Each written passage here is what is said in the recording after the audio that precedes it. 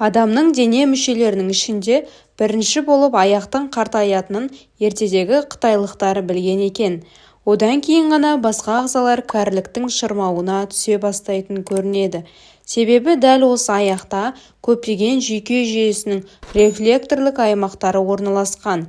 Қытайлық медицина даналарының жазып кеткен осынау дәйегіне бүгінгі медицина ғылымы да жүгінеді.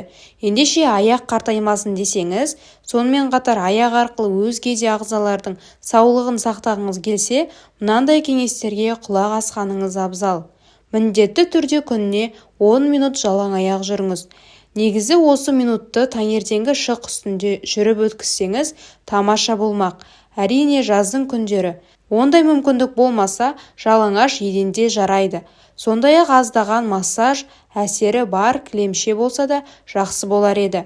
Оның үстінде күніне 10 минут жүруді әдетке айналдырсаңыз, аяққа қан жүгіріп, түрлі аурудың алдын алады, әрі шаршағанды басады. Тағы бір әдіс тек аяқтың ұшымен ғана емес, өкшемен де кезектестіріп жүріп, аяқтың ішкі және сыртқы жағына да кезек салмақ түсіріп жаттығу керек. Мұны таңертеңгі жаттығуға қоссаңыз, әсерін 2-3 күнде-ақ сезесіз. Сол арқылы тек аяғыңыздың ғана емес, көптеген дене мүшелеріне де оң әсерін тигізесіз. Ең жақсы көмек табанға жасалатын массаж. Оның да түрлі әдісі бар. Мұнда да ежелгі қытайлықтардың әдісіне сүйеніп, табанның ю-цюань деп аталатын нүктесіне массаж жасаудан бастаймыз. Суретке назар аударыңыз. Бұл нүкте табанның орталығында орналасқан. Қартаюдан сақтайтын табан массажы, құрғақ массаж, ю-цюань нүктесін 20 рет үздіксіз басу керек. Әр аяққа жеке жасайсыз, бірақ ауыртып алудан сақ болыңыз. Массажы таңертең және кешке жүйелі түрде жасап тұрыңыз.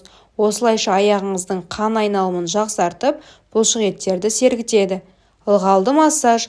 Жуынатын ыдысқа жылы су құйыңыз да, оған аяғыңызды салып, аздап қызара бөрткенше күтіңіз. Сондықтан да су температурасы 38-40 градус болсын. Содан соң екі аяқтың да юн-цюань нүктесін үздіксіз 80 рет басыңыз. Соңынан сүлгімен жақсылап ысқылаңыз. Массаждың кереметтілігін бірден-ақ байқайтын боласыз. Көру қабілетіңізде мәселе туындап жатса, көздің аурулары көбіне жас келген сайын асқына бастайтынына белгілі. Мұның алдын алу үшін де аяққа жасалған массаж көмектесетін көрінеді. Ол үшін ағаш таяқшамен аяқтың 2-ші және 3-ші саусағын жеңіл ғана 5 минуттай ұрғылау керек екен. Тап осы саусақтарда көздің рефлекторлық аймағы орналасқан. Табан ұрғылау. Құлаққа ерсілеу естілсе де, ежелгі қытайлық дәрігерлер табанды ұрғылаудың пайдасы молдығын айтқан. Ол үшін резеңке немесе ағаш балғаны алып, саусақ астындағы жастықшаларды бір мезгіл ұрып тұру керек. Тіпті бос бөтелкеде болады. Ұрғылаған соң бүкіл денеңізге жылы бір ағыс таралғанын байқайсыз. Ең бастысы жайбарақат, рахат күйге енгеніңізді сезесіз. Бұл әдіс аяқтың ғана емес, бүкіл дененің қан айналымын жақсартуға таптырмайды. Адамның қозғалысының өзі өмірдің бір бөлшегі.